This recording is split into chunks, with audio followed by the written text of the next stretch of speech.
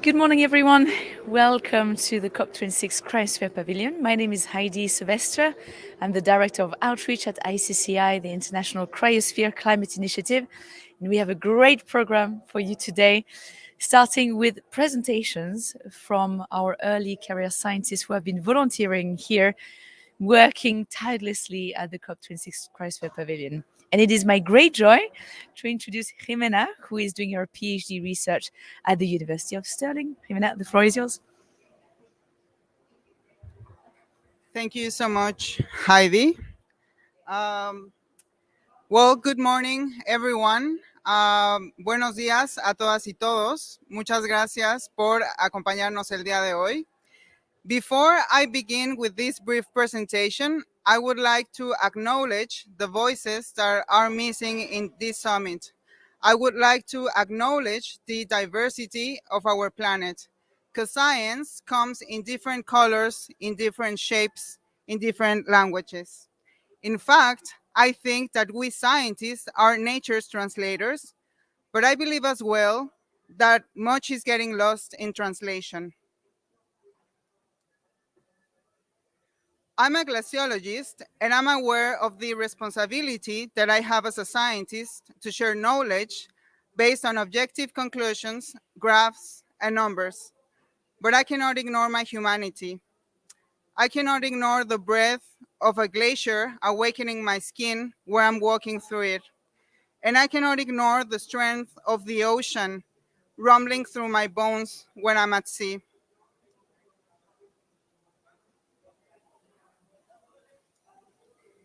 In 2019, I had the opportunity to visit the Antarctic for the very first time. The impression that this place of astonishing beauty and wilderness provoked in me would change my perspective on this planet forever.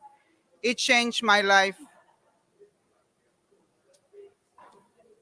2020, I had come back to the white continent, but this time something was different. Something just felt wrong.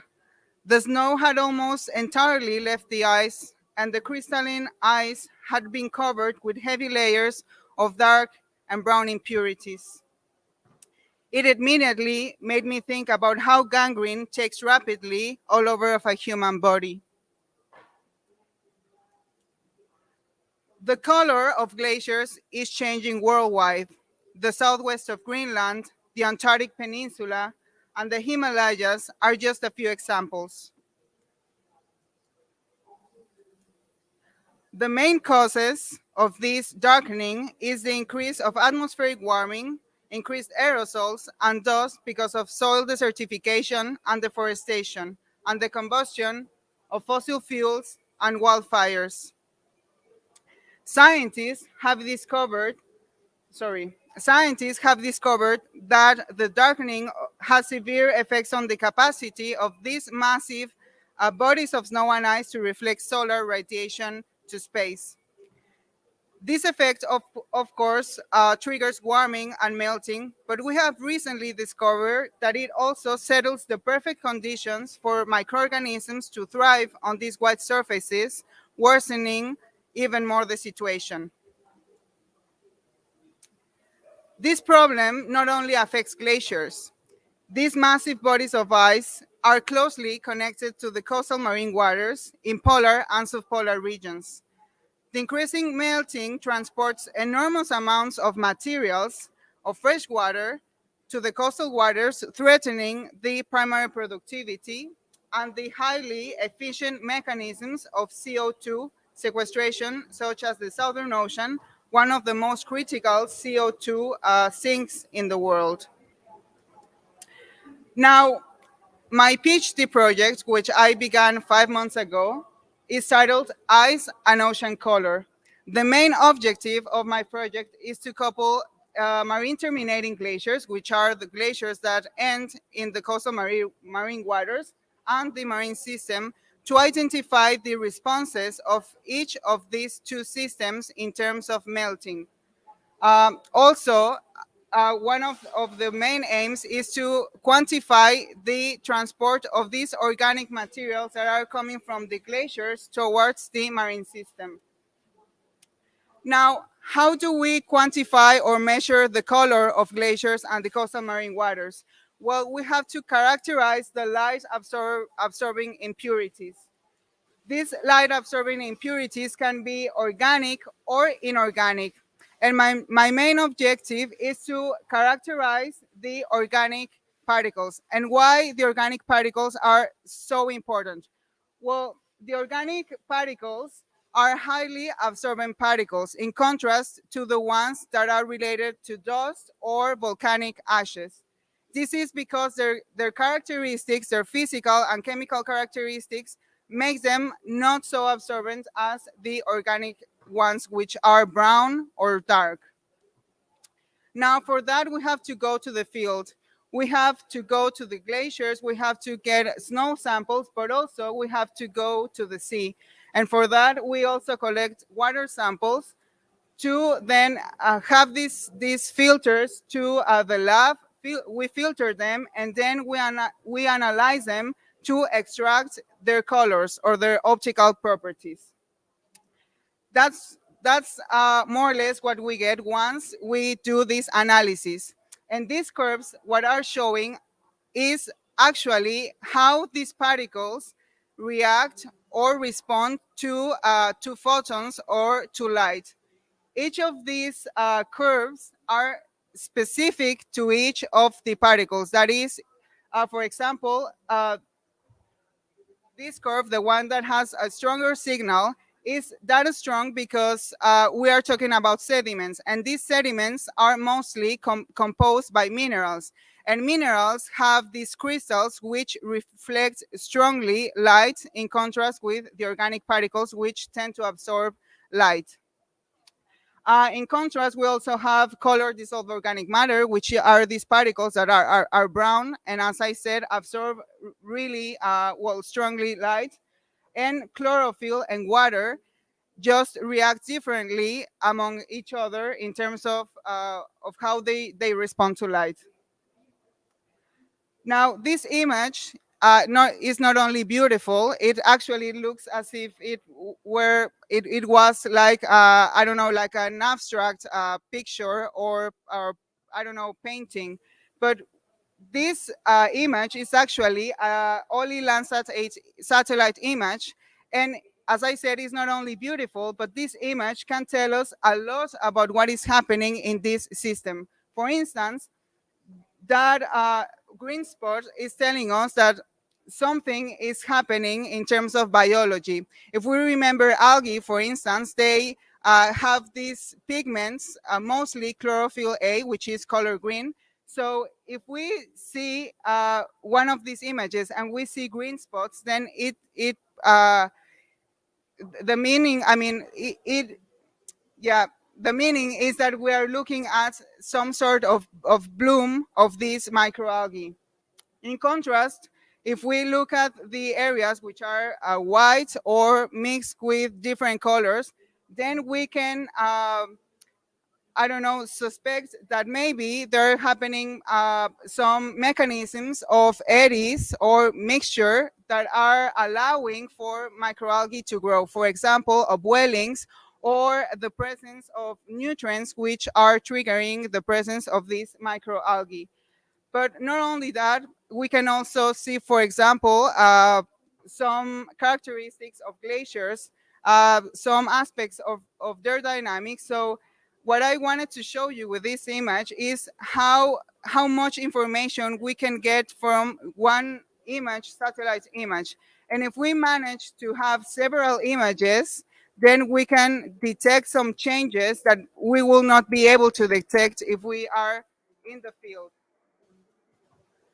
So, just in short, one of the, I mean, the great, the good aspects of these satellite images is that we can get continuous monitoring, a higher spatial and temporal resolution. We can improve the availability of data, which I think that is one of the things that we need right now. And we also reduce environmental impacts because we can reduce the scientific visits to these remote places. Now, this is an example of one of the images that I've been processing. This image is different from the previous one because this one is an hyperspectral image and the last one is multispectral image. It is a bit technical, but in short, the hyperspectral image allows us to see or to detect more specific chemical and physical characteristics of the environment.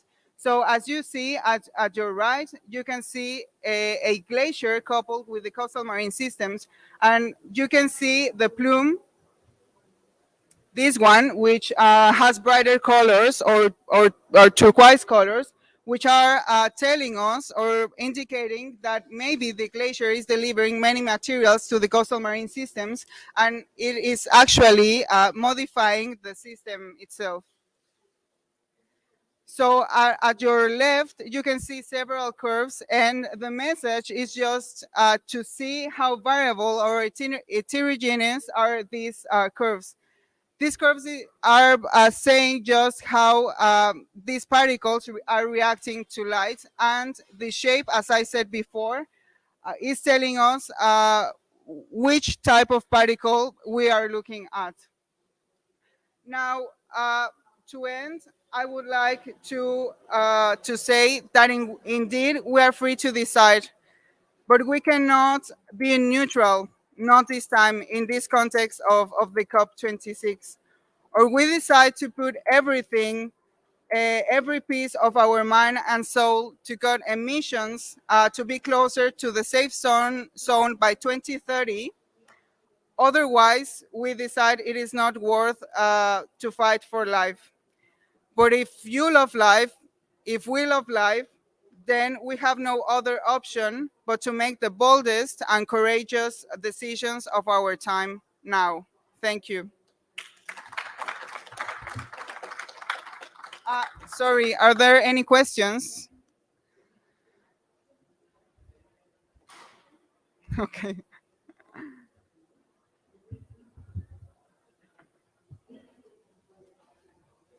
I don't have, sorry. Sure, there are even many, many questions, but I'm not going into everything. Okay. First, a comment. Usually, scientists become philosophical toward the end of their career. I appreciate very, very much that you start already at your beginning to reflect on a much deeper and a broader view than just going into satellite images. I appreciated it very much. But at least one technical question. Have you been able already to observe changes in time, or are your data slots too narrow? Or in other words, do you know why, for instance, the surfaces get darker? Because there could be different mechanisms. Have you? Yes, Yeah. yes, of course. Well, that's an excellent question. I mean, thank you for the first comment. I don't know. I cannot escape, as I said, I cannot escape from what I feel, not just doing science. I mean, the passion that I feel for doing science, but to be in the place and to experience the place as a scientist and as a human as well, because we are scientists, but we are humans as well. So we cannot escape that part of us. And the second question is a very interesting question because exactly we haven't been able to detect actually what is causing this darkening. We know that the atmospheric warming is one of the most important aspects because if you have water, I mean liquid water within these systems, this means that these microalgae, virus, fungi, etc., then they can begin to increase their metabolism. So if we begin having these spots of liquid water, then the habitat or the niche, I mean, they can grow in short. Also, we have seen that the atmospheric currents are changing for example, the transport of dust, also the increase on wildfires and pollution are I mean, one of the consequences is that these deposits are increasing on our glaciers, mostly, for example, in the Antarctic Peninsula, Himalayas, the southwest part of Greenland. So I think it's a mixture of elements or events that are just mixing. But the challenge for us is to divide the inorganic from the organic particles, because actually microorganisms, what they do once they settle, they begin to secrete these glue-like like liquids that they just grab the dust or grab the pollution, and they begin to mine the micronutrients and nutrients. So it's actually, as I said, it's like a gangrene that maybe we cannot stop it anymore, because it's like an infection. It is beginning to grow, and we don't know what is actually happening. So that's one of the objectives, to understand the cycle. If there are other questions, I would just step back. Else, I have kind of an idea I would like to share with Jimena, if that is okay. We have made similar observations. That was toward the end of the 90s on small alpine glaciers. They were quicker in responding to such things. And there we had a sudden change in surface color and therefore in albedo reflectivity. And we didn't see anything in the atmospheric conditions. There was no real clear signal which we could find as a reason. And finally, we found out it was because it was the sudden disappearance of the fern body, because that's permeable. And you can distribute both organic and inorganic matter over a certain depth and body. And then you remove it. And the removal is more or less sudden from one year to another. You go down to zero and you hit an impermeable layer, which is the ice. And everything which was collected over decades maybe, or even more, all of a sudden is thin like that and dense and gets dark. Could be that this is an issue too. Okay. Congratulations. Thank you. I don't know anyone else has a question or comments as well. Everything is welcome. Okay, thank you. I think we can give a big hand to Jimena for this fantastic talk. Thank you so much for your passion. This was a really inspiring talk. And now it's my pleasure to introduce Thomas Frank from the University of Uppsala. Thomas, the floor is yours. Thank you.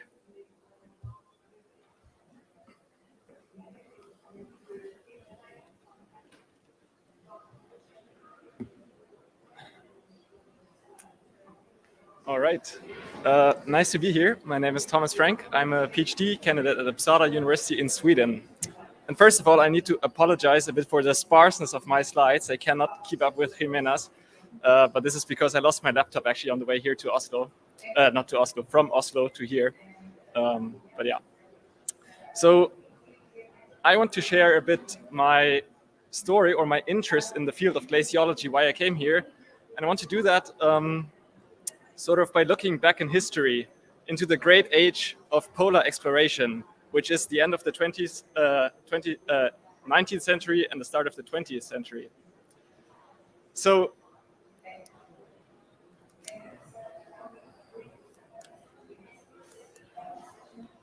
I'm going to talk about a Swedish polar expedition which had the goal to be the first ones to conquer the North Pole. So this is in 1896. And there were 3 Swedish guys that set out, and nobody had been to the North Pole before. And part of that was because there is no continent on the North Pole. It's only like the ocean, but it's of course frozen. And so you cannot sail there. You need to walk, and you need to walk over sea ice. And if you've ever seen sea ice, it's not anything like a lake ice. It's full of like ridges and individual ice flakes. So it's super hard to actually get there. So these guys actually had the brilliant idea, you could say, to use an air balloon to fly to the North Pole, and thereby being the first ones to actually cross the North Pole and come out somewhere on the other side. So they set off from Svalbard, which is like a small archipelago about halfway between Norway and the North Pole. So you are pretty close already to the North Pole if you start from there. And they wanted to fly there. The thing is, they were driven by the spirit of the time. And the spirit of the time was conquering the North Pole, being the first nation to be up there. And it was not always accompanied by the necessary caution or planning that you need to do for such an expedition. So there were several things that they didn't really take into account, or that they were very optimistic about. So one is, if you want to sail in an air balloon from somewhere south of the North Pole to the North Pole, you always need the same wind direction. So they were assuming that they would always get the wind blowing from the south when they were sailing to the North Pole. And they thought about it to some degree in that they employed these ropes onto their balloon. So these ropes would drag over the sea ice and thereby allowing them to sort of control the direction that they were going. But this is only it had never been tried before, and it had never worked before. Also, they were rather optimistic about how long they would have to fly. So they had calculated that it would take about 30 days to sail from Svalbard over the North Pole to the other side, Alaska, Russia, Canada. But until that day, nobody had been in the air with an air balloon for more than 1 day. And this is because these air balloons, they're leaking gas while they're flying. So they were hoping to get a better balloon that leaks less gas, but they'd never tried it before. And finally, the three guys, they were no polar expedition people. They were office people. They had been sitting in offices in Stockholm and worked in different jobs, but only one of them had been to the Arctic ever before, and only for a short time. So they were, all in all, they were pretty unprepared and very optimistic about the adventure, and mostly driven by the fame and the interest in the Arctic areas. In the first year, in 1896, they went up to Svalbard, set up their whole station to fill up this balloon and all that, and they were waiting for southerly winds, but nothing happened. Today, actually, we know that the place where they set off, it's known to have northerly winds. So another aspect that they didn't know or didn't take into account. So they had to come back to Sweden in the first year, and that was quite a disappointment, because this expedition had been accompanied by a lot of media attention, that they needed a huge amount of funding to do this expedition, and they had gotten it, but also the expectations were large, of course.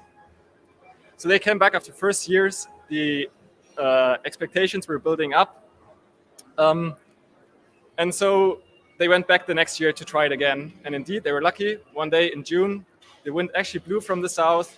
They set up the whole station, the whole balloon, went in and got off. The problem is, already at the start, they were facing huge problems, because the balloon was approaching the water surface. They had to drop off a lot of weight. And within these whole problems, these ropes that were attached to the balloon got lost. So they were sitting there in the balloon with no control on where they're going, and overall little experience. Also, they had underestimated the challenges of polar weather in the summer. They had thought, it's the Arctic area, it's going to be cold. If it snows, it's fine. Snow is light. If it falls on the balloon, it won't impact us so much. But in fact, the Arctic summer is very moist. It can rain as well. So what happened is that rime was settling on the balloon more and more, and it actually got super heavy. And after 2 days in the air, they crashed on the sea ice, and that's where they were. So this is the three of them in their balloon, somewhere between Svalbard and the North Pole. They didn't know exactly where they were. They didn't have proper equipment, and they didn't have any hope anymore to reach the North Pole. They knew their adventure was failed, but all they could hope for was basically to survive and make their way back home to Svalbard. Due to their lack of preparation, however, they also really hadn't thought about, or not properly thought about, how they would behave in such an emergency. They had taken with them some sledges and a little boat, but also they didn't take into account the knowledge of maybe indigenous people, Inuit people, how to build such sledges. So they had built sledges that were super heavy, very hard to handle on these sea ice conditions in the Arctic. There's many more things to say about this expedition, and most of them went wrong. But in the end, they ended up on a little island north. Oh, one thing that is also interesting to talk about is that they were trying to get south, obviously, towards Svalbard, but while they were going south, the sea ice was drifting north. So on some days, they were actually going backwards.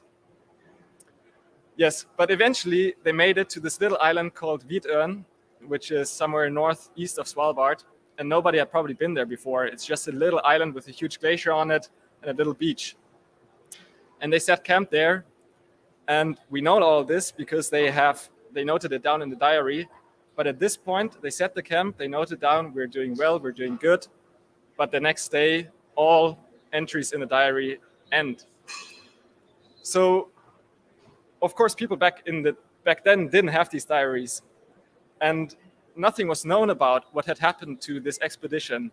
And then actually nothing was known for like 33 years when they were found just by accident, and they were dead.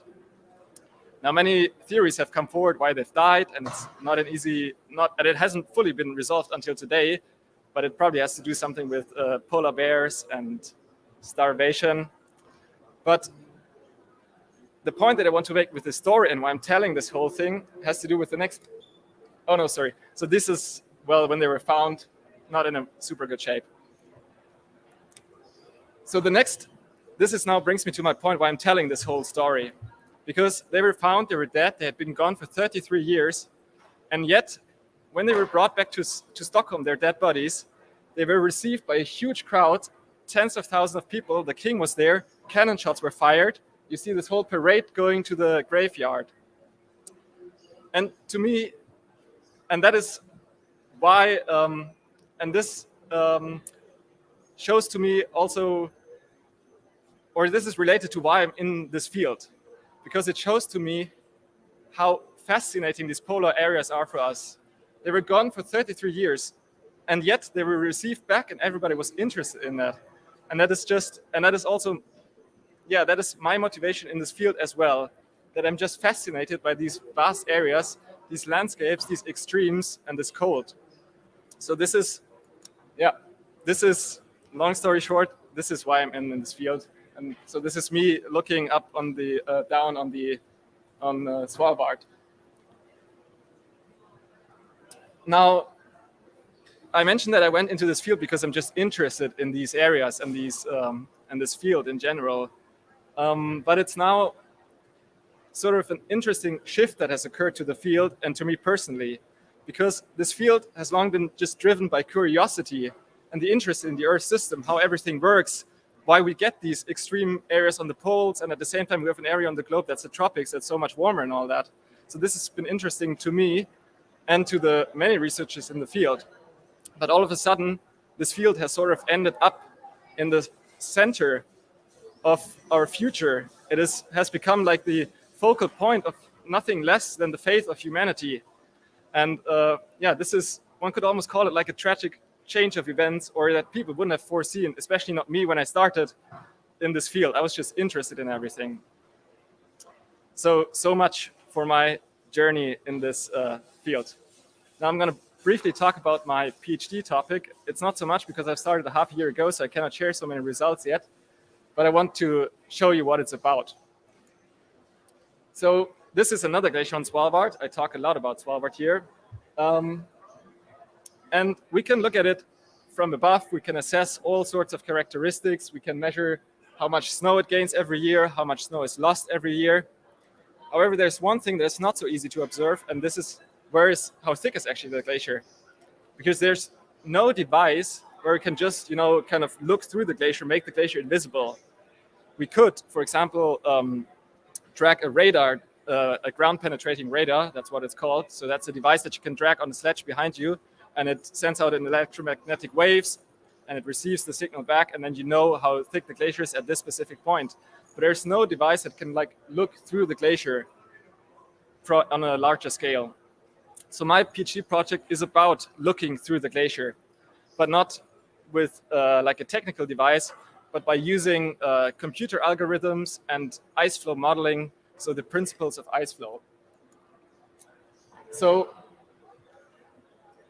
down on the map here, you see all the glaciers in the world, where they are located in blue, and you see their size indicated by the circles, or the overall area distribution. And so my project is about making use of satellite data, making use of ground observations, and making use of these computer models that have the physics of ice flow inside them to derive how thick the glacier is. Yeah. So, for example, you can see this here. We have a satellite image on the left-hand side. So this is the same glacier, just looking at it from space. And then we run our algorithm, and all of a sudden we can actually find out how thick this glacier is. And we get this proper map everywhere we know how thick it is. And thereby then also where the bed is. So we've actually looked through the glacier, and by doing so, we also know the volume of the glacier. So we know how much ice is actually stored in this specific ice body. So my project is about investigating this, not only for this glaciers, but actually for all the glaciers in the world. So there's more than 200,000 glaciers in the world, and my project wants to estimate how much ice is stored in them, and thereby derive a new estimate of how much ice also can be lost as the climate is now warming and these glaciers are melting. Yeah, so finishing off with this picture, and if you have any questions, please come forward.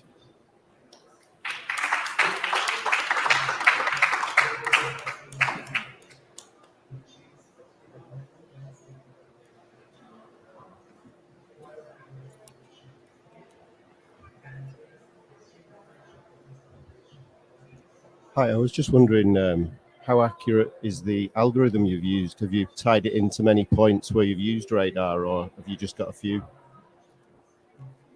Yes, so this specific glacier is actually, it's super well monitored. So we know quite a lot about how thick it is from these radar measurements, and we've validated against these measurements, and we will do that for as many glaciers as possible. So that's why we need the ground observations.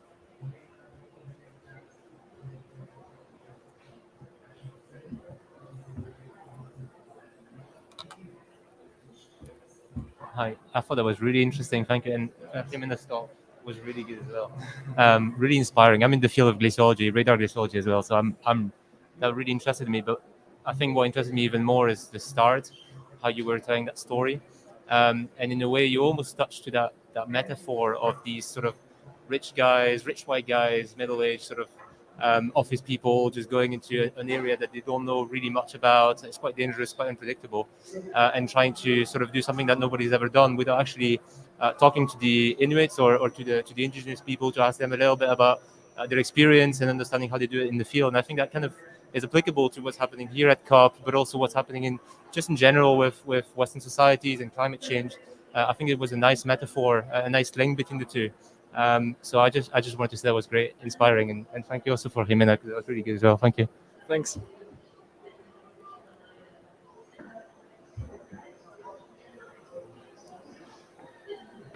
I had exactly the same comment.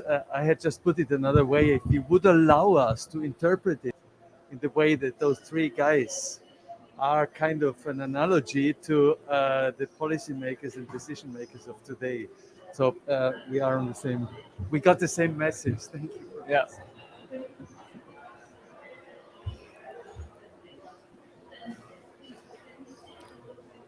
Okay. Any more questions or comments? Yes, please. Hi there, great presentation. I just wanted to ask if you think that we're moving away from, I guess, this area of exploration towards an area of conservation. So do you think that now, after the pandemic, that we'll have less of these kind of explorations and tourism that's not necessarily done in a sustainable way? I mean, I certainly wish I could say so, but my personal impression is not so much, especially like Arctic tourism is becoming more and more popular. In Svalbard, actually, they're building like a new harbor so that more cruise ships can arrive, like a new terminal. And I think the same is also happening in Antarctica. So in that sense, not, even though, of course, awareness is also increasing for nature conservation, and especially Svalbard is actually a good example for that, because large parts of the island are preserved and are like a national park. Yeah, but I don't know if there's a proper trend across everywhere. But that's just my personal view.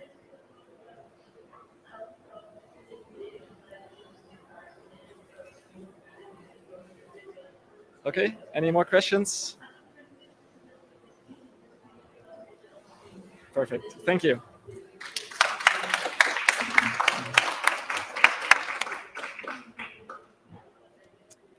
Thank you for another great talk this morning. I think what a great way to introduce science through storytelling, fantastic stories of exploration. And your work is also extremely relevant. We probably know more about the surface of the moon than what's happening underneath these glaciers. So really cool project, and wishing you good luck with your PhD project. We'll continue with the presentations from our early career scientists, starting at 1 p.m. for the next round. Thank you so much. See you in a bit.